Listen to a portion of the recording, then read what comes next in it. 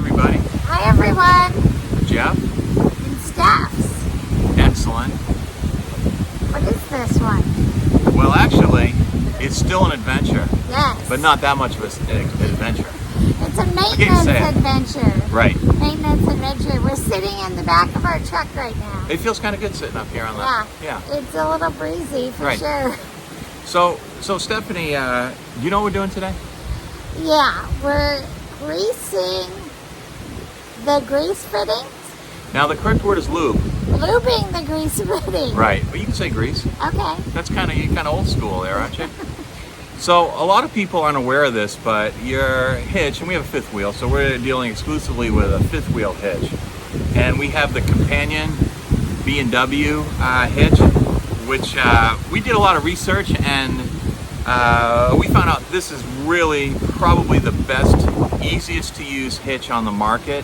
And I don't even do a tug test with this. When I back in and hook in and I throw the latch and I check the jaws, I know I'm secure. So this is a real user-friendly, tough piece of equipment that the most important things that you need to worry about is your hitch and your tires. So, you know, you don't want to blow out. So, you know, we'll talk about tires another time, but you also don't want to have problems with your hitch.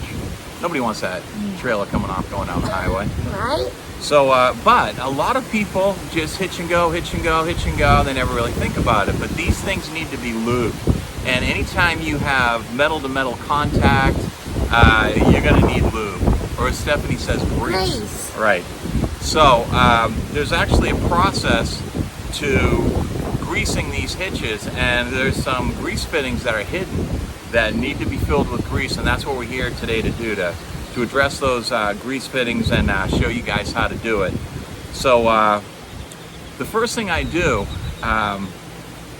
before I do anything is I take pictures of stuff, and I take pictures of everything before I take it apart. He does, that's true. I just, you know, there's always going to be some extra pieces laying around if I don't take a picture first. And I don't want any extra pieces of this laying around. That's never good. It's like IKEA. Yeah, for sure.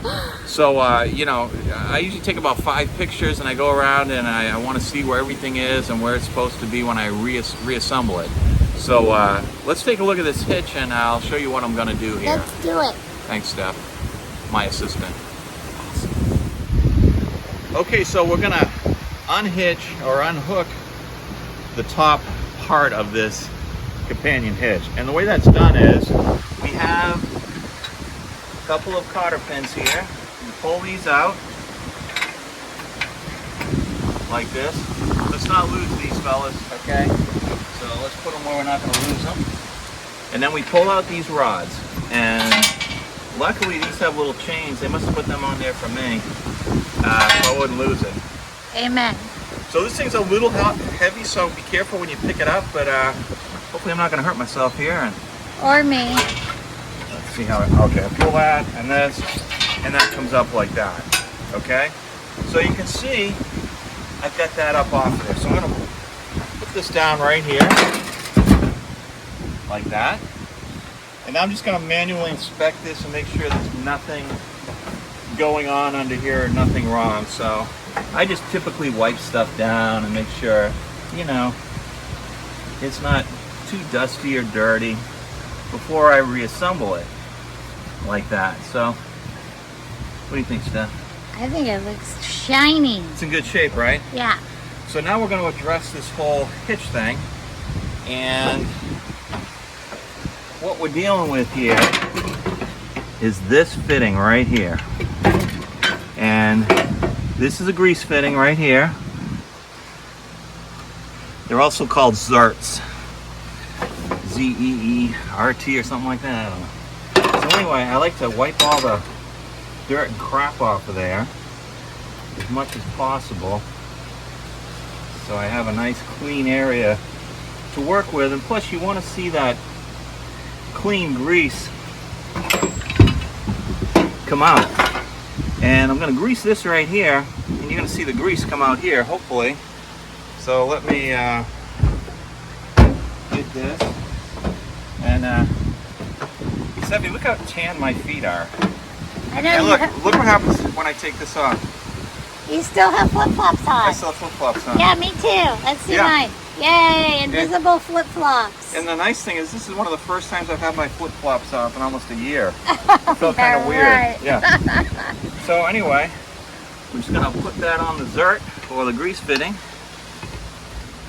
Get a good secure, and then we're gonna pump the grease in, and we're gonna keep pumping it.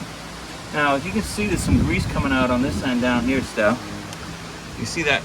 See, that's the grease pushing out the old grease. Oh yeah, it's Now, squirting out. if you look on this side, you see it coming out? Yep. And you Around see- the seals there, And yep. you can see it's the red grease that I'm putting in, so we know the grease is getting in there. And it's the color red, Yep. and the stuff coming out is black. So Oh, there's the red coming out. that's really good. So I feel good about the amount of grease I've put in there. And so what we want to do now is to wipe that excess grease off, because excess grease attracts dirt. So what's this called? Zert. Zert. Zert. Yeah. Are you testing me? Yeah. Okay. Seeing if you're paying attention. I was. And it's a shame to waste that, isn't it? Yeah. Okay, so clean that all out of there.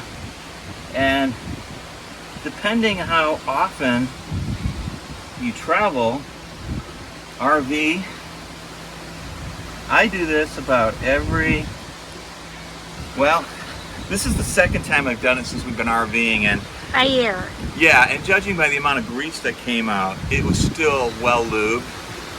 But we don't ever want to get to the point where it's not well lubed, because you know you got some forces turning, and again, you don't want metal to metal contact without lube. Lube. Right. Not grease. Not grease. So anyway, wipe that up pretty good. You know, try to get a lot of that off of there. Because what happens is you'll take it off next time, and there'll be grease everywhere. So there we go. Voila. Yep. So that's the all excess greased good. is cleaned off. Yep. So let's go ahead and hook this back in. And it is a heavy mother, I'll tell you.